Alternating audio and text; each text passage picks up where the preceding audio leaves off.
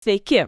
Šiandien giliau panersime į investicinių fondų ir ETF, tai yra biržoje prekiaujamų fondų pasaulį. Labadiena. Tai tokios priemonės, kurios žada supaprastinti investavimą, leidžia dalyvauti rinkose nesirenkant pavienių akcijų. Tikrai taip. Mūsų analizės pagrindas šiandien įžvalgos iš leidinio fondai ir ETF, kolektyvinio investavimo vadovas, o misija išsiaiškinti, kas tai per daiktai, kuo jie skiriasi ir svarbiausia, kaip juos praktiškai panaudoti. Būtent. Ir tema labai aktuali, nes, žinote, informacijos srautai didžiuli, o žmonės ieško aiškių, patikimų būdų auginti kapitalą. Suprasti fondų ir ETF veikimą – tai, tiesiog raktas į sąmoningesnius finansinius sprendimus. Gerai, tai tada nuo pradžių, kodėl iš vis atsirado tie fondai? Atrodytų, galimagi pirkti akcijas ir tiek. Istoriškai žiūrint, paprastam individualiam investuotojui buvo labai sudėtinga efektyviai išskaidyti savo investicijas, sukurti diversifikuotą portfelį. Taip, reikėjo turbūt ir daug pinigų, ir daug žinių. Tikrai taip. Trūko ir laiko, ir, žinių nuodugniai analizai. Taip ir gimė idėja tiesiog sujungti daugelio žmonių lėšas į tokį bendrą krepšelį. Toks kaip ir bendruomeninis finansavimas tik investavimui. Galima taip sakyti. Tiesą sakant, vienas pirmųjų tokių pavyzdžių įsivažiuokit Olandijoje dar 1774 metais. Pirklys Adrian van Ketvich įkūrė fondą Eendracht macht Macht. O ką tai reiškia? Vienybė sukūrė jėgą. Ir tikslas buvo būtent tas – pritraukti smulkesius investuotojus, pasiūlyti jiems plačesnį investicijų spektrą. Vaizdžiai tariant, visi sudeda pinigus į vieną valtį, kurią valdo profesionalas, ir kiekvienas turi savo dalį to turto. Būtent. O moderniųjų fondų era, jie tokių, kokius mes įsivaizduojam dabar, prasidėjo JAV 20-ojo amžiaus pradžioje. Pirmasis atvirasis fondas MFS, Massachusetts Investors Trust, 1924 metais Bostone. Ir kada jie ypač išpopuliarėjo? Labiausiai tai turbūt 20-ojo amžiaus antroje pusėje, 8-9 dešimtmetyje. Jie tapo daugelio pensijų kaupimo planų pagrindu. Tai iš esmės, žinote, demokratizavo investavimą. Padarė jį prieinamą daugeliui. Šiandien vien JAV fonduose sukaupta, milžiniški pinigai, apie 18 trilijonų dolerių turto 23 metų pabaigoje. Įspūdinga. Na gerai, tai dabar apie tuos du pagrindinius tipus – investiciniai fondai ir ETF. Kuo jie esminiai skiriasi? Tai va, klasikinis investicinis fondas, angliškai mutual fund, veikia taip. Jūs perkate fondo vienetus tiesiai iš fondo valdytojo arba per tarpininkus. O kaina, vadinama GAV, grinoji aktyvų vertė nustatoma tik vieną kartą per dieną, pasibaigus prekybos sesijai. Tik dienos gale. Taip.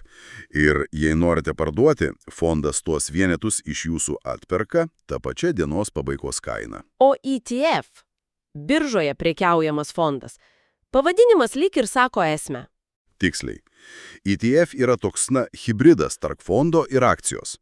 Jo vienetais prekiaujama biržoje visos prekybos dienos metu. Lygiai kaip akcijomis. Vadinasi, ETF kaina nuolat kinta, priklausomai nuo pasiūlos ir paklausos biržoje. Taip, nuolat. Ir pirkti bei parduoti galima bet kuriuo metu, kai tik birža dirba. Nereikia laukti dienos pabaigos. Tai čia toks esminės skirtumas – prekybos būdas ir lankstumas. ETF leidžia greičiau reaguoti, ar ne? Taip, tai vienas iš pagrindinių privalumų. Didesnis likvidumas, didesnis lankstumas. Kitas svarbus skirtumas dažnai slypi valdymo stiliuje ir, kas labai svarbu, kaštuose. Ką turite omeny? Dauguma tų tradicinių fondų yra aktyviai valdomi. Jų valdytojai bando, kaip čia pasakius, aplenkti rinką, atrinkti geriausias investicijas. Bando būti gudresnių už rinką. Galima sakyti ir taip. O tuo tarpu didžioji dalis ETF yra pasyviai valdomi. Jie tiesiog seka pasirinktą rinkos indeksą, pavyzdžiui, S&P 500, nesistengia jo pranokti. Ir tas pasyvus sekimas, spėju, reiškia mažesnius mokesčius investuotojui? Dažniausiai taip. Ženkliai mažesnius. Kadangi nereikia brangių analitikų komandų, nereikia nuolat aktyviai prekiauti, tai pasyvių ETF metiniai mokesčiai, tas vadinamas TER, paprastai yra gerokai mažesni. TER – Total Expense Ratio. Būtent šitas derinys – prekyba biržoje, skaidrumas Ir svarbiausia, mažesni kaštai lėmė tiesiog sprogstamą ETF populiarumo augimą per pastarosius dešimtmečius. Jie tikrai, kaip sakoma, suvienodino žaidimo sąlygas investuotojams. Minėjote, kad ETF seka indeksus.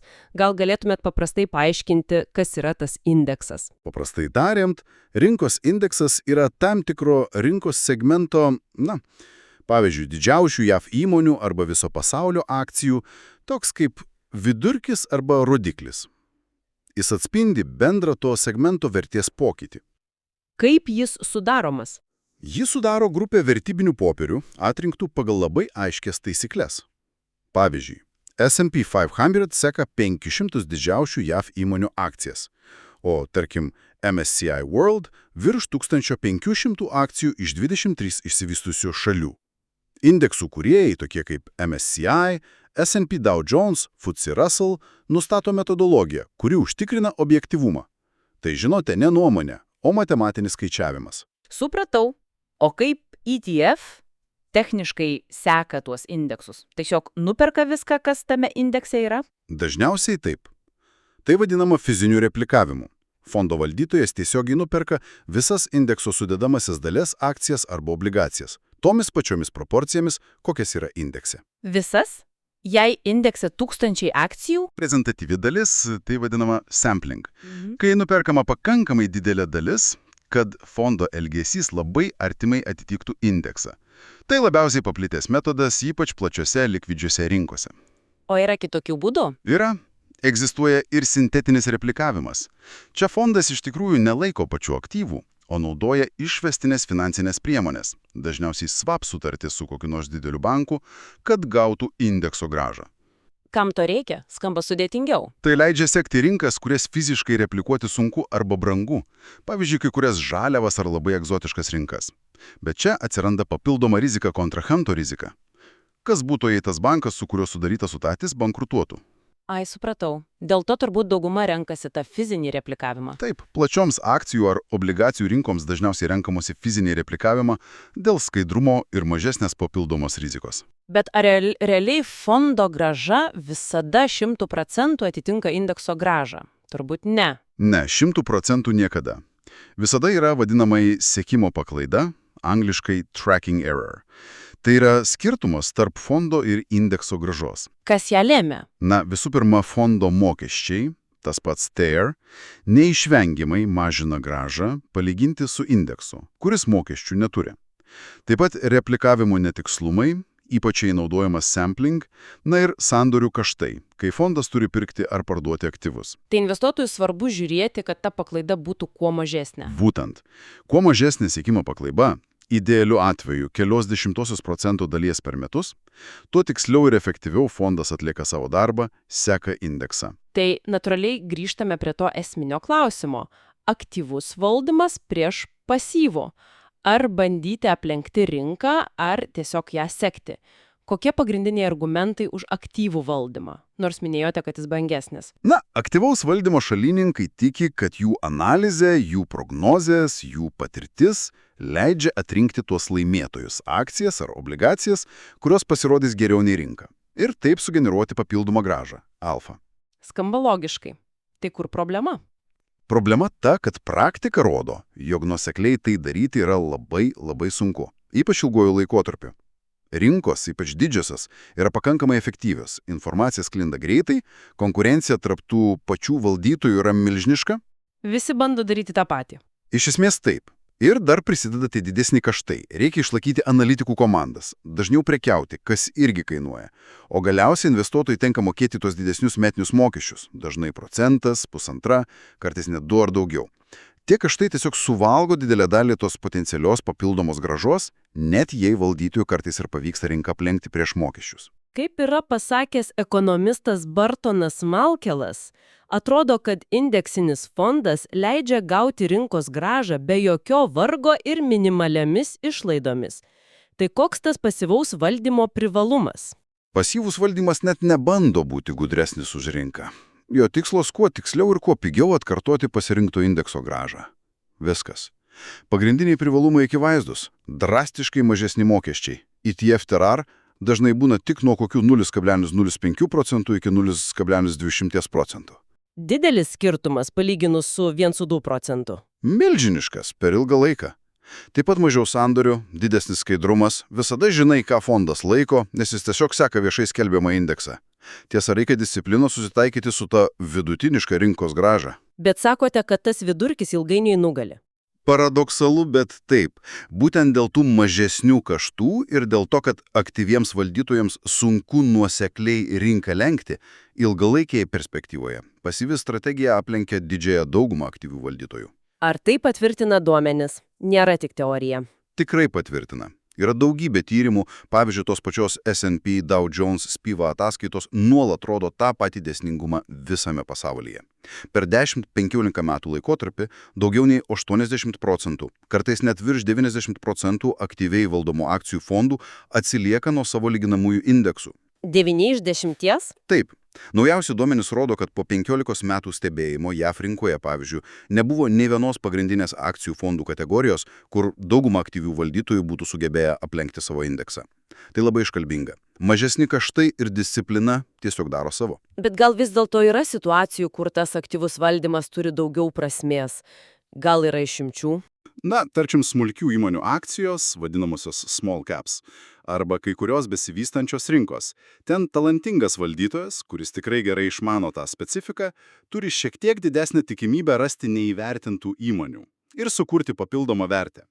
Taip pat kartais minimos rinkos krizės. Kai kurie aktyvūs fondai gali bandyti sumažinti nuostolius, greičiau reaguodami. Bet ar ta sėkmė būna ilgalaikė? Dažniausiai ne. Sunku rasti tokį valdytoją, kuris nuosekliai lenktų rinką dešimtmečiais. Ir dar sunkiau jį atrasti iš anksto. Todėl daugumai investuotojų, ypač tiems, kurie investuoja ilgam laikui ir ypač pradedantiesiems, paprastai rekomenduojamas pasyvus modelis. Jis pigesnis, paprastesnis, o rezultatai statistiškai yra labiau tikėtini. Kaip sakė Charles D. Ellis, bandyti nuolat įveikti rinką yra pralaimėtojo žaidimas. Geriau tiesiog dalyvauti rinkoje kuo pigiau. Gerai, įtikinote. Sakykim, renkamės pasyvų kelią per ETF, bet jų tūkstančiai. Kaip išsirinkti? Reikia turbūt suprasti, kas parašyta ETF pase, faktų lape, arba KID dokumente. Panagrinėkime konkretų pavyzdį. iShares Core MSCI Emerging Markets IMI UCITF AC. Ilgas pavadinimas. Ką visą tai reiškia? Tikrai ilgas, bet jame daug naudingos informacijos. Išskaidykime. Gerai. iShares – tai yra fondo teikėjas. Šiuo atveju didžiausias pasaulyje, priklausantis investicijų milžiniai BlackRock. Kiti žinomi vardai – Vanguard, SPDR, Amundi ir taip toliau. O žodenis Core dažnai reiškia, kad tai yra pagrindinė, dažnai pigesnė fondų linija skirta portfelio branduoliui. Supratau. Toliau? MSCI Emerging Markets IMI. Čia nurodytas sekamas indeksas. Šiuo atveju tai MSCI besivystančių rinkų investicinis rinkos indeksas. IMI reiškia Investable Market Index, kas paprastai apima didžiasias, vidutinės ir smulkės įmonės tose rinkose. Iškart aišku, kur investuojama – į besivystančias rinkas. Plačiai. Kokie dar būna indeksai? O, įvairiausių. S&P 500 USA didžiosios įmonės, FTSE 100 UK didžiosios įmonės, MSCI World išsivystysios iš šalės, Eurostoxx 50 eurozona ir daugybė kitų sektorių, regionų, obligacijų ir taip toliau. Toliau pavadinime UCITS ETF. CITS tai labai svarbus žymėjimas Europoje. Jis rodo, kad fondas yra registruotas Europos Sąjungoje ir atitinka griežtus direktyvos reikalavimus dėl investuotojų apsaugos, diversifikacijos, skaidrumo, turto saugojimo ir panašus. Tai tarsi kokybės ženklas Europos investuotojų. O ETF, kaip jau kalbėjome, reiškia, kad jis prekiaujamas biržoje. Svarbu nesumaišyti su panašiai skambančiais ATP, ATN, ATC. Tai gali būti ne fondai, o skolos vertybiniai popieriai su kitokiomis rizikomis. Ir gals EC. EC. Tai reiškia pajamų paskirstymo politika. EC yra angliško žodžio accumulating trumpinis, kaupiamasis. Tai reiškia, kad fondas visus gautus dividendus ar palūkanas automatiškai reinvestuoja atgal į fondą, taip didinamas fondo vieneto vertę. O kokia alternatyva? Alternatyva yra distributing arba išmokantis. Toks fondas periodiškai Piržį kas ketvirtį ar metus išmoka sukauptus dividendus ar palūkanas tiesiai į investuotojo sąskaitą. Tai HSA labiau tinka, jei tikslas yra ilgalaikis kapitalo auginimas, nes veikia sudėtinės palūkanos, o DIST, jei reikia gauti periodinių pajamų iš investicijų. Būtent. Pasirinkimas priklauso nuo individualių poreikių ir investavimo strategijos. Kokie dar svarbus dalykai tame faktų lape ar KID? Būtinai reikia atkreipti dėmesį į ISIN kodą. Tai unikalus 12 simbolių tarptautinis vertybinių popieriaus identifikavimo numeris. Pavyzdžiui, tam minėtam fondui jis yra EO00BKM4GZ66. Jis leidžia tiksliai identifikuoti būtent šį konkretų fondą, nesupainiojant su kitomis jo versijomis, kurios gali būti kotiruojamos kita valiuta ar turėti kitokią pajamų politiką. Perkant per brokerį, dažniausiai ir ieškoma pagal ISIN kodą. Labai svarbu. Kas dar? Vienas iš pačių svarbiausių rodiklių – TR – Total Expense Ratio – bendras metinis išlaidų koeficientas.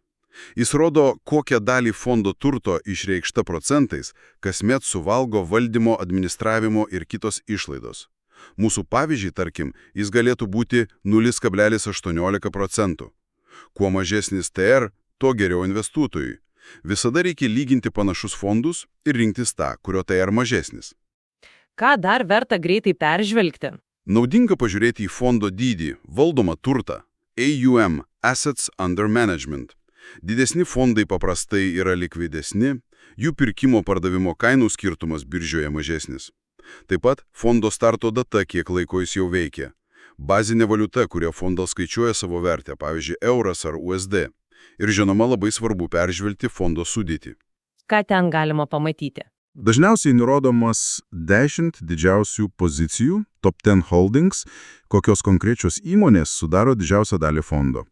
Taip pat pateikiamas paskirstymas pagal šalis ir ekonomikos sektorius. Tai leidžia greitai susidaryti vaizdą, į ką konkrečiai investuojama.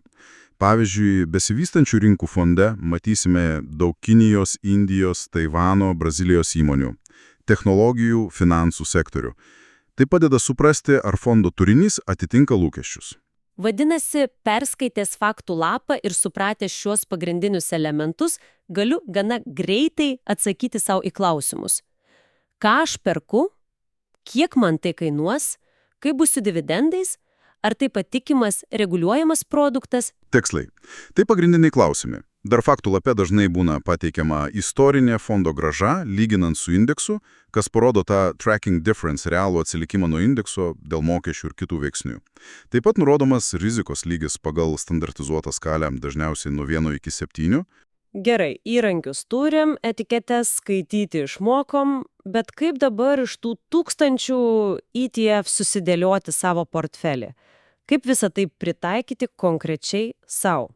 Čia svarbiausia pradėti ne nuo ETF paieškos, o nuo savęs. Reikia atsakyti į 2 esminius klausimus. Koks yra mano investavimo tikslas?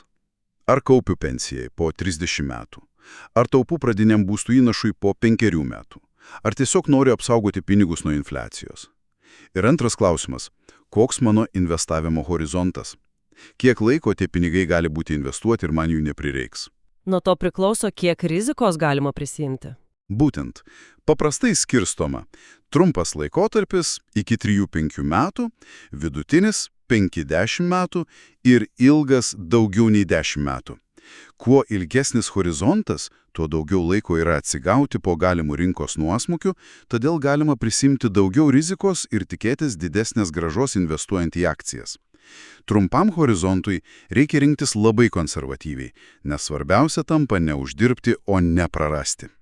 Gal galėtumėte duoti pavyzdžių, kokio tipo fondai ar ETF tiktų skirtingiams tikslams ir horizontams? Žinoma, pabandykime sukurti kelis scenarijus. Ilgalaikis augimas, tarkim jaunas žmogus kaupia pensijai, liko 20-30 metų. Tikslas maksimalus kapitalo augimas. Čia dominuoja akcijų ETF. Galima rinktis labai platų pasaulio akcijų ETF, pavyzdžiui, sekantį MSCI AQI arba FTSE Global All World indeksą. Jis apima ir išsivysčiusias, ir besivystančias rinkas. Arba galima derinti kelis. Tarkim, 70% išsivysčiusių šalių akcijų ETF, pavyzdžiui MSCI World, ir 30% į besivystančių rinkų IM ETF. Jei rizikos tolerancija aukšta, galima net 90–100% portfelio skirti akcijoms. O jei horizontas trumpesnis, pavyzdžiui, taupoma tam būsto įnašui, kurio prireiks po 5 metų? Čia jau reikia daug atsargiau. 5 metai akcijų rinkoje gali būti per trumpas laikas. Galima rinkos korekcija kaip tik tuo metu, kai reikės pinigų. Todėl čia tiktų mišrus portfelis, derinant akcijas ir saugesnės obligacijas. Pavyzdžiui, 30–40% pasaulio akcijų ETF ir 60–70% trumpalaikių ar vidutinės trukmės vyriausybių obligacijų ETF. Grąža bus nuosaikesnė, bet ir rizika prarasti dalį kapitalo daug mažesnė. O pensininkui, kuriam reikia stabilių pajamų? Pensininkui ieškančiam periodinių pajamų svarbiausia stabilumas ir pinigų srautas. Čia tiktų didesnė dalis obligacijų ETF, galbūt įmonių obligacijų, kurios moka didesnės palūkanas nei vyriausybių, taip pat dividendinių akcijų ETF, kurie investuoja į stabiliai dividendus mokančias įmonės ir naudoja išmokančiąją DIST politiką. Galima dalį skirti ir nekilnojamojo turto fondams, REIT ETF. Pavyzdžiui, portfelis galėtų atrodyti taip.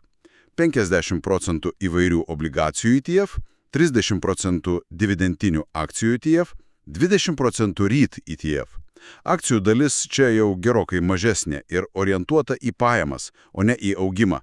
Minėjote ir viskas viename sprendimus. Taip, yra tokių ETF, kurie patys palaiko tam tikrą akcijų ir obligacijų santykį. Pavyzdžiui, Vanguard Life Strategy serija siūlo ETF'us su skirtingomis proporcijomis – 80% akcijų, 20% obligacijų, 60, 40, 40, 60, 20, 80. Investuotojų tai reikia pasirinkti jo rizikos lygiui ir horizontui tinkamiausią santykį, o fondas pats periodiškai perbalansuoja turtą viduje. Tai labai patogu tiems, kas nori maksimalaus paprastumo, rizikingesnės nei obligacijos. Tarp pačių akcijų, besivystančios rinkos EM paprastai yra rizikingesnės nei išsivystusios rinkos. Siauro sektoriaus ETF, pavyzdžiui, tik technologijų ar tik biotechnologijų, yra rizikingesnė nei platus viso pasaulio indeksai, o sverto ar atvirkštiniai ETF, kurie bando padvigubyti indekso grąžą arba uždirbti iš jo kritimo, yra itin rizikingi ir visiškai netinkami pradėdantiems ar ilgalaikiam investavimui. Reikia žiūrėti į tą rizikos skalę 1–7 KID dokumente ir sąžiningai įvertinti, kokius vertės svyravimus galite ištverti nepanikuodami. O kaip dėl portfelio sudarimo iš kelių ETF? Kiek jų reikėtų? Ar užtenka vieno? Gali užtekti ir vieną, jei jis yra labai plačiai diversifikuotas. Pavyzdžiui, tas pats FTSE Global All World ETF, kuris apima tūkstančius akcijų visame pasaulyje. Tai jau savaime yra gerai diversifikuotas portfelis. Tačiau dažnai investuotojai renkasi derinti kelis ETF, galbūt 2–4, kad galėtų tiksliau valdyti proporcijas tarp skirtingų regionų, pavyzdžiui, JAV, Europa, AM ar turto klasių akcijos, obligacijos, galbūt truputį žaliavų per ETC. Minėjote Core Satellite strategiją. Taip, tai populiari strategija. Didžioji portfelio dalis, tas brandolys angliškai, investuojama į pigų, plačiai diversifikuotą pasaulio ar išsivyšiusių rinkų akcijų ETF, o mažesnė dalis palydovai, angliškai satellites, skiriama specifinėms idėjams ar rinkoms, kuriomis investuotojas tiki labiau. Pavyzdžiui, tam tikro sektoriaus ETF, smulkių įmonių ETF ar galbūt regioninis ETF. Svarbiausia nepadaryti portfelio per daug sudėtingo, kad būtų lengva jį valdyti ir suprasti. Ir nepamiršti periodiškai jį perbalansuoti. Ką tai reiškia? Tai reiškia atstatyti pradinį norimą turto klasių santykį. Pavyzdžiui, jei nusprendėte turėti 60% akcijų ir 40% obligacijų, po metų, jei akcijos kilo labiau, jų dalis portfelyje galėjo padidėti iki 70%. Perbalansavimas reiškia parduoti dalį pabrangusių akcijų ir nupirkti obligacijų, kad grįžtumėte prie savo 60–40 santykio. Tai padeda kontroliuoti riziką ir disciplinuotai realizuoti dalį pelno. Tai apibendrinant visą šią ilgą diskusiją, atrodo, kad fondai, o ypač jų modernesnė versija ETF, išties padarė didelį pokytį investavimo pasaulyje. Jie tarsi atvėrė duris, sumažino barjerus, nupigino visą procesą. Visiškai teisingai. Tai tikra finansų demokratizacija. ETF tapo kertiniu šiuolaikinių finansų rinkų elementų, prieinamų beveik kiekvienam turinčiam nors nedidelę sumą investavimui. Bet žinote, prieš pasirinkant bet kurį fondą ar ETF, visada verta savo labai aiškiai atsakyti į 5 esminius klausimus. Kokius? Pirma, ką šis fondas seka? Ar tai pasyvus platus rinkos indeksas, ar siaurus sektorius, ar kažkokia aktyvaus valdytojo strategija? Antra, kiek jis kainuoja? Koks yra TR ir ar nėra pigesnių alternatyvų sekančių tą patį ar panašį indeksą? Trečia, kaupiamasis ar išmokantis? Kuri pajamų politika geriausiai atitinka mano asmeninius tikslus? Ketvirtas turbūt susijęs su rizika. Taip. Ketvirta, koks mano investavimo horizontas ir ar šio fondo rizika jį atitinka? Ir penkta, ar šis fondas dera su mano visų portfeliu? Ar jis papildo diversifikaciją, ar kaip tik sukuria nereikalingą koncentraciją į vieną rinką ar sektorių? Sąžiningi atsakymai į šios klausimus turbūt ir padeda priimti tą informuotą, sąmoningą sprendimą. Ir atrodo, kad tas kelias plaukti bendroje valtyje su visa rinka, kaip siūlo pasyvus investavimas per fondus, daugeliui pasirodęs visai patikimas būdas pasiekti savo finansinius tikslus. Be abejonės. Tai galingi ir labai naudingi įrankiai, kurie sudėtingus finansų mechanizmus pavertė prieinamais paprastam žmogui. Bet pabaigai mintis pamastymui, kurią kelia ir jūsų minėtas leidinys. Prašau. Nors ETF suteikė neregėtą prieigą prie pasaulio rinkų, paskatino pasyvų investavimą ir sumažino kaštus, kyla klausimas. Ar šis visuotinis masinis poslinkis link indeksų sekimo, kai vis daugiau pinigų tiesiog automatiškai perka tai, kas yra populiariausiuose indeksuose, ar tai ilgainiui nekeičia pačių rinkų prigimties ir efektyvumo? Ar rinkos vis dar teisingai įkainuoja aktyvus, jie vis mažiau investuotojų bando tai daryti aktyviai, analizuodami pavienės įmonės? Įdomus klausimas. Galbūt ateityje pamatysime pasekmes. Galbūt. Tai klausimas, į kurį vienareikšmiško atsakymo kol kas tikrai nėra, bet apie kurį verta susimastyti. Tikrai verta. Na, o šiandien dėkojame už šią išsamią fondų ir ETF analizę, paremta pateikta medžiaga. Tikiuosi, klausytojams buvo naudinga ir aiškiau. Linkiu sėkmės taikant šias žinias praktikoje. Ir svarbiausia nuoseklumo. Ačiū. Iki kitų susitikimų gilinantis į naujas temas.